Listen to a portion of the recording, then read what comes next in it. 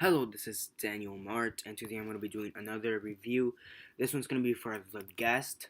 For those who have seen my recent DVD haul, which contains over 60 movies, more or less. Long story, just check that video out to understand. For those who saw that video, they would know that I had gotten The Guest, which is a movie from 2014. Within this collection, there was 5 movies from 2014. Fury, The Guest, Sniper Legacy, November Man, and The Equalizer. So I'm gonna be watching all those movies. I already watched Fury, so the next one was The Guest. Um, so yeah, this video, this movie, stars Dan Stevens, Micah Monroe, Brendan Meyer, Lance Reddick, Shyla Kelly, Candice Patton, Leland Orser, Tabitha Shawn, Chase Williamson, Jesse Lukens, Ethan Embry, Joel David Moore, and Brendan Wender. Um, so yeah, Before I begin though, 10-second spoiler warning as usual for those who have yet to actually watch the movie and haven't already. Stop the video, go check it out, and then come back here and watch the rest of this review. 10-second spoiler warning as usual, starting now.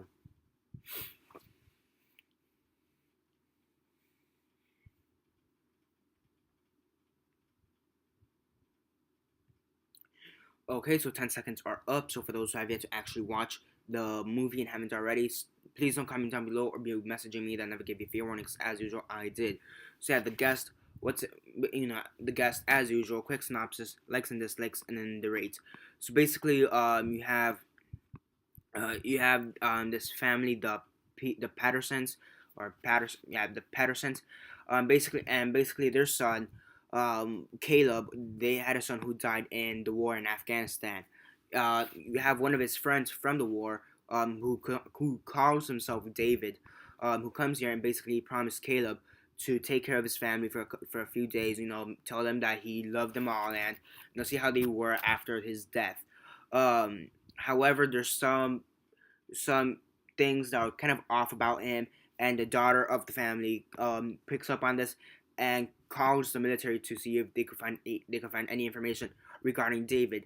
Come to find out that David may not be. First off, he may not be the person that he is. That he and yeah, and in fact, we do find this out later at the end of the film that he in fact is a test subject from the KGB. I'm pretty sure that's made up, but it could be real. But I'm pretty sure it's made up.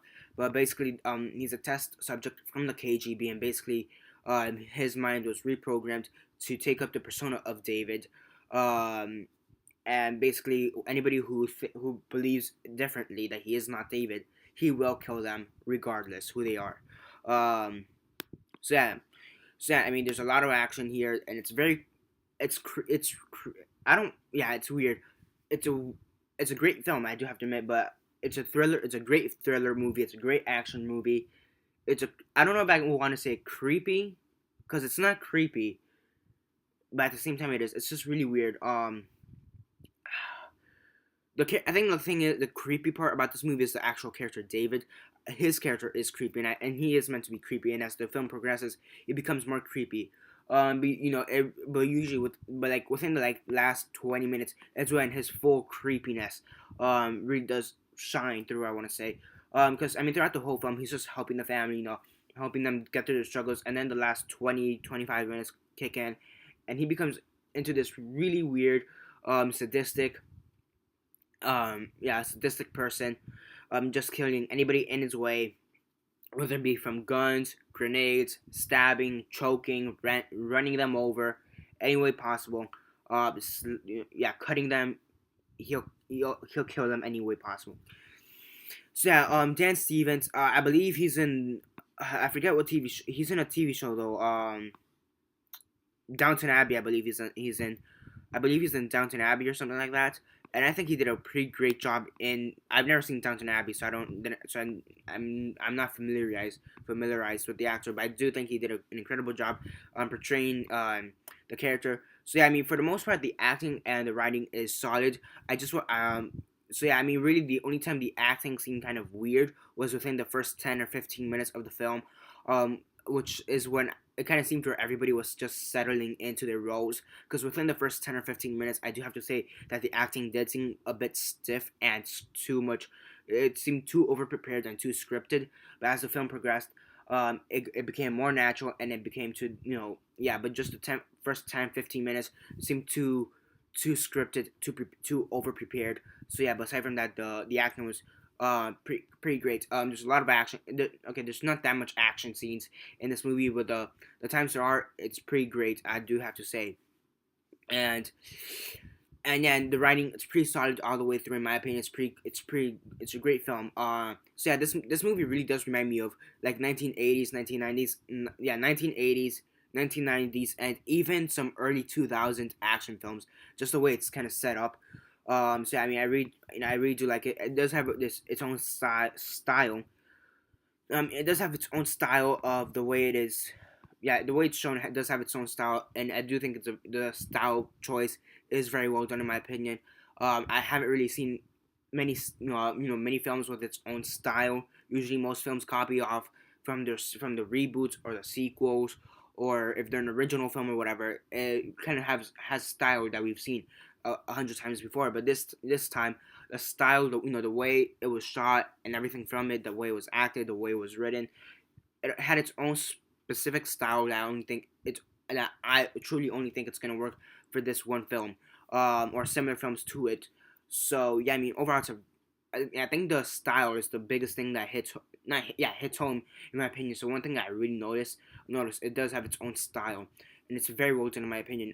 The acting is great, the writing is great. Overall, it's a great film. Just my only complaint is the first 10 to 15 minutes of the film. They seemed, acting wise, it seemed a bit too scripted and over prepared. So yeah, but aside from that, it was a great film, and there's many conspiracy theories or fan theories about the movie that I've seen already. There's like 5 fan theories I've seen already on the movie, which yeah, you add to the list of theories I could do in the future for my weekly series. So yeah, let me just to say which ones there are. The first one is with VHS 2, The Guest, and the You're Next. And basically, it's a shared universe theory. The next one will be is David Caleb. That's another fan theory. And the last one is, did David survive the fire at the end of the movie? Long story. No, and then there's probably another one I could think of is how did he survive the end of the movie?